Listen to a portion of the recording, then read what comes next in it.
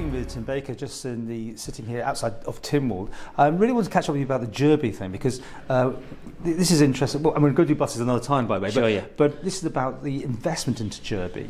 That's right. Obviously great news for you and your constituents. But what exactly is going to happen? Okay, so we've got in the budget in last month, Tynwald, there was 1.8 million scheme signed off, and it's a really interesting scheme. It's been in the gestation for probably 18 months or so, with the Department for Infrastructure working and engaging with the community. And there's really two parts to it, Paul. The first is around the Jurby Industrial Estate, which needs a bit of investment in there, presentationally, sort of signage, landscaping, etc. But also really pleased to see some new units being built there, because historically the department has very much taken the view that if an occupier wants a piece of land, they can enter into a ground rent and then they can come and build a unit. Most occupiers don't want to do that. They just want to come in, have a box to work in, and to do their business, and when they outgrow that, to move on to another one. And I think it's a really progressive attitude from the department. So they're going to go and put some plans in, obviously subject to plan applications, etc., for a number of units, 1,000, 2,000 square feet in the first part of the estate. But then more widely to really look to develop that estate on the back of the improvements that they're making. How much is it needed, though? I mean, Jurby's had a fair bit thrown at it over the years. That community centre, the doctors sort of thing. That sort of, it didn't get overused, did it? I mean, so you're right. I mean, I think there was a lot of issues very specific to the time around the health centre, and actually now the community has really taken some ownership through the Jurby Northern Community Initiatives with Angela Quaggan and the team there, where there's actually a lot of activity going on in that space now. So that's great to see, and actually that group of people was really instrumental in the second part of the DOI's plan. So the first part was the industrial plan, and that's about employment opportunities and attracting business in. The second is about improving the space where people live, and Jurby, it lacks a sort of focal point, it lacks connectivity. So you've got the Bretney estate and you've got the Threshold estate, a lot of space in between. There's the whole old parade ground that the department owns, and so the plans are very much to try and make some, again, presentational changes, landscaping, pathways, planting, just to improve the amenity of the area, but also to bring in a number of changes which the community talked about wanting. So in there, there's quite an innovative concept for the Isle of Man around a container cluster, which will containers. Yes, it's as businesses or just. Well, as space for people to rent and use for whatever purpose they see fit. So you actually go to some of the more happening parts of, say, London or Liverpool.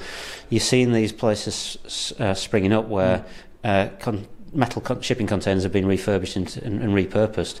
And effectively what the department's going to do is actually create a quadrant of those for people to use, whether it be for crafts, whether it be for art, whether it be for community purposes, or even for small businesses. Short term or long term? No, that's intended to be part of the of the scheme. This is the second phase, and obviously it will be fine tuned depending on what the community says. But this is reflecting the feedback that the community gave in a couple of public meetings back in the summer of 17.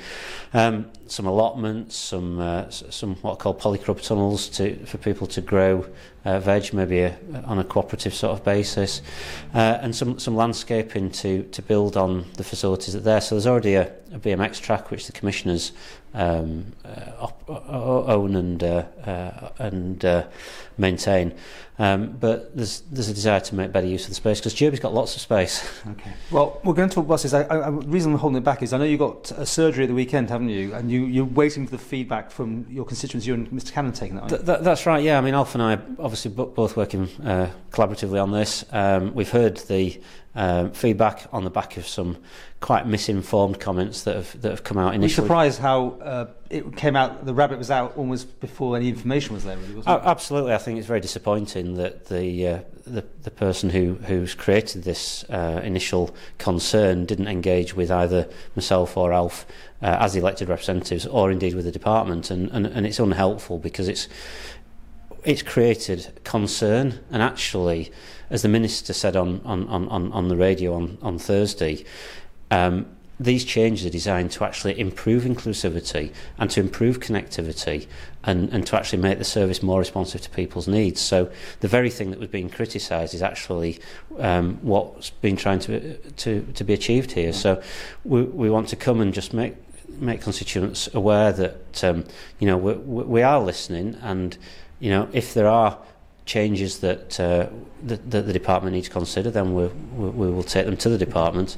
But it's very much about trying to assist in that communication process, because of course the department is doing a series of roadshows the following week commencing the 1st of April, and indeed bringing it full circle, Paul, that those roadshows will now cover the announcements around the industrial estate improvements phase 1 and the phase 2 around the residential area. So quite Jurby up and coming then in that sense. I mean, and I don't mean derogatory, but because it's probably been the poor relation, hasn't it, for so long time? Absolutely it has, and I think one of the big things is things have been done to Jurby, so master plans have been created. There's been no community engagement. We're changing that. We are listening, and I think it's a great place, Jurby, and it's one that I think its stock will rise in the Isle of Man over the next few years. I think we'll finish with a plug for your surgery this weekend, isn't it? Absolutely, yeah. Jurby Community Centre, 10 till 1, drop-in basis. Which day? Alf Cannon himself, Saturday. Right. No need to book, turn up, talk about buses, talk about anything else that people want to talk about. And we'll catch up with you next week. Brilliant. Thanks, Paul.